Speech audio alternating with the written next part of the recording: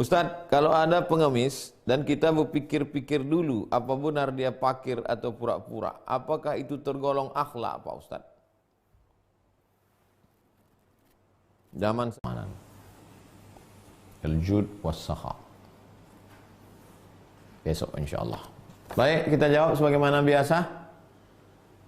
Pertanyaan dari Iib Irpana. Assalamualaikum Ustaz. Waalaikumsalam warahmatullahi wabarakatuh. Apakah boleh berdoa, ya Allah, kalau ibu kami akan sembuh, maka sembuhkanlah. Tapi kalau kematian lebih baik, maka kami ikhlas. Ada. Allahumma in kanal hayata khairan lahu fa ahyihi. Kalau kehidupan lebih baik baginya, maka hidupkanlah dia. Tapi kalau kematian lebih baik baginya, maka matikanlah dia. Sekarang coba kau robah posisimu, kau yang jadi ibu. Kau pura-pura pingsan. Kau dengar ada orang berdoa di sebelah. Ya Allah, kalau Ustadz Somad ini baik hidup, panjangkanlah umurnya. Tapi kalau tak baik, matikanlah dia. Kalau ada orang doa gitu pura-pura, apa yang maksud kau ini?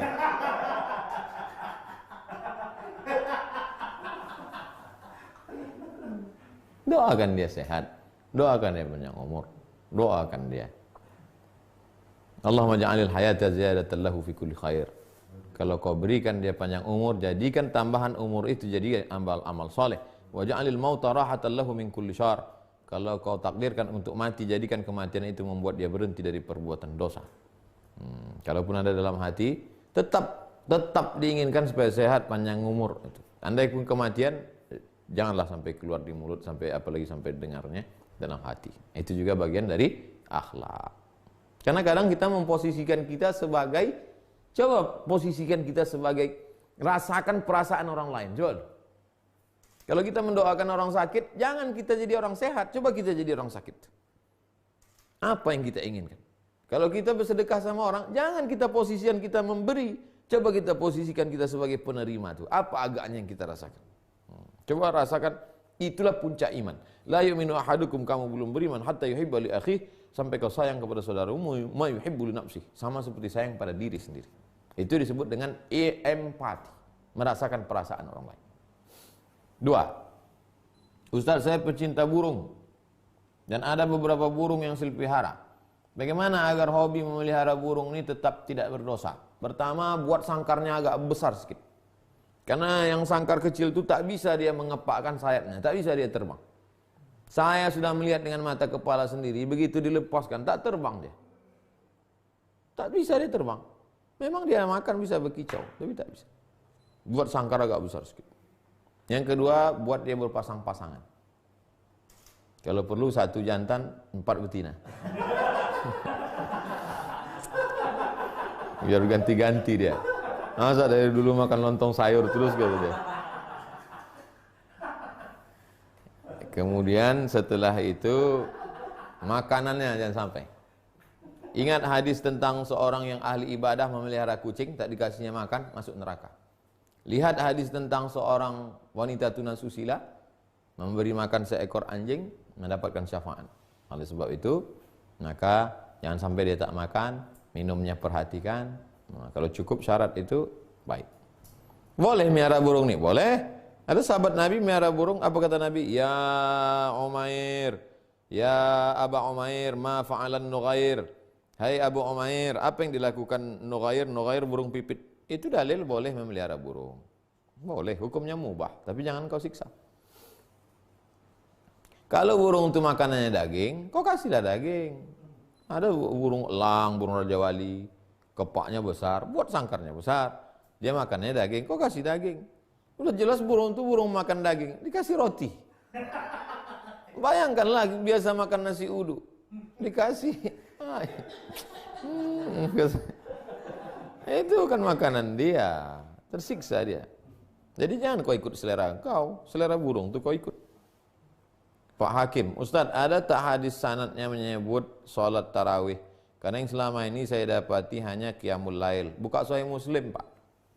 Buka Sahih Muslim ya, Pak. Di situ nanti Bapak ketemu judul tentang malam namanya sholat tarawih. Kadang jamaah ini banyak latah. Dengarnya pengajian sekali dua kali, habis itu baru dia pula berlagak aja situ. Ustadz pun di apa tuh mau gaya-gaya aja tuh. Ustadz tuh mau gaya-gaya juga dia. Kebanyakan orang tarawih, khalib tu'rab. Khalib tu'rab. Kalau mau dikenal orang, lawan arus lah. Orang semuanya tarawih, buat. Sebenarnya enggak ada itu tarawih. Yang kitab yang saya baca, Qiyamul Lail, pret. Tarawih sudah itu. Kalau cerita tunjukkan mana sholat tahiyatul masjid. Cobalah buka Sahih Bukhari, Sahih Muslim, Sunan Abi Daud, Sunan Tirmidzi, Sunan Nasa'i, Sunan Ibnu Majah, Musnad Ahmad, Muwatta Malik. Mana ada Nabi menyebut sholat tahiyatul masjid? Mana ada? Nabi hanya menyebut idza dakhala ahadukumul masjid, kalau kamu masuk masjid falyajlis, jangan duduk hatta yusalli rak'ataini, sampai sholat sunat 2 rakaat. Lalu kemudian ulama menyebutnya sholat sunat tahiyatul masjid. Sholat ini istirahat itu bahasa Arabnya tarwihah. Habis 4 rakaat, 2 rakaat salam tegak, 4 rakaat duduk istirahat, 4 rakaat duduk istirahat, 3 rakaat duduk istirahat. Istirahat bahasa Arabnya tarwihah. Tarwihah jamaknya tarawih. Itulah maka disebut dia sholat tarawih, sholat yang ada istirahatnya. Ada disebut Sahih Muslim, nama bab salat tarawih. 4. Ibu arini sabila. Arini artinya tunjukkan padaku. Sabila jalan. Tunjukkan padaku jalan yang lurus. Ustadz, kalau ada pengemis dan kita berpikir-pikir dulu apa benar dia pakir atau pura-pura, apakah itu tergolong akhlak Pak Ustadz? Zaman sekarang ini, Ibu, banyak perbuatan baik yang dimanipulasi. Kadang-kadang waktu pagi kita pergi, istrinya yang buta. Nanti waktu sore kita pulang, suaminya pula buta. Ganti-gantian orang itu. Oleh sebab itu, saya sarankan untuk bersedekah ini sekarang, serahkanlah kepada lembaga yang kita udah terbiasa panti. Kalaupun di itu memang tengok-tengok dulu. Jangan sampai kita tertipu. Tertipu itu biasa. Tapi mau ditipu, itu luar biasa. Tertipu kita.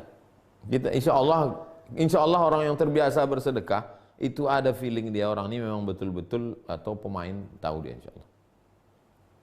Hati-hati. Yang saya maksud tadi adalah kita tidak lagi berpikir-pikir untuk memberi. Di dalam gitu langsung automatically dia. Begitu langsung tak pikir.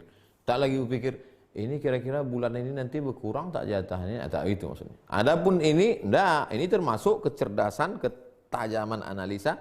Ini betul tak dia ini susah. Beda. Terakhir Pak Muhyiddin. Muhyi artinya menghidupkan, din agama. Muhyiddin, menghidupkan agama. Ustadz, apa hukumnya kita menerima jasa transfer bayar listrik, telepon, dengan jasa yang kita tentukan besar kecilnya transfer bayar? Apakah termasuk riba? Nabi SAW hijrah dari kota Makkah Al-Mukarramah menuju Al-Madinah Al-Munawwarah. Lalu kemudian di situ ada menggunakan guide, penunjuk jalan, namanya Ibnu Uraikid, dibayar upahnya. Upah itu jasa. Jual beli, tapi tidak ada bendanya. Jual cabai, ini cabainya. Jual bawang, ini bawangnya. Jual ayam, ini ayamnya. Kalau ini apa? Jasa. Itu menunjukkan jasa adalah sesuatu yang boleh diperjualbelikan. Ketika sampai di kota Al-Madinah Al-Munawwarah, susah. Orang Yahudi kaya-kaya. Sayyidina Ali menimba air, mengambil upah menimba air di rumah orang Yahudi. Dilaporkan ke Nabi. Ya Rasulullah, itu Ali di rumah orang Yahudi kerja. Enggak apa-apa.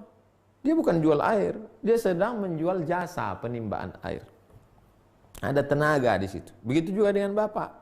Bapak jasanya membayarkan. Ada orang yang sibuk tak sempat bayar listrik, Bapak bayarkan. Ada orang tak sempat bayar jasa. Yang penting tak ada unsur tipu di situ. Dan tak ada unsur gambling, gharar. Jelas. Pembayaran tanggal sekian ini. Nah, maka jual beli jasa ini dalam Islam ada. Bahkan ada bab satu simsar. Ada. Bukan fikih, simsar. Simsar adalah jasa penjualan, saya punya barang, tapi di sana ada pembeli, kami tak ketemu. Ada orang yang punya jasa bisa mempertemukan, tapi tidak ada unsur tipu di dalam. Tipunya itu yang merusak. Jadi jual beli jasa ini selama tidak ada unsur tipu, tidak ada unsur judi, tidak ada unsur gambling, tidak ada unsur aniaya, maka dibenarkan. Itulah kaji kita malam ini. Sampai ketemu besok, stasiun ke-36-37 tentang kedermawanan. Bagaimana kedermawanan itu? Apa saja yang diberikan?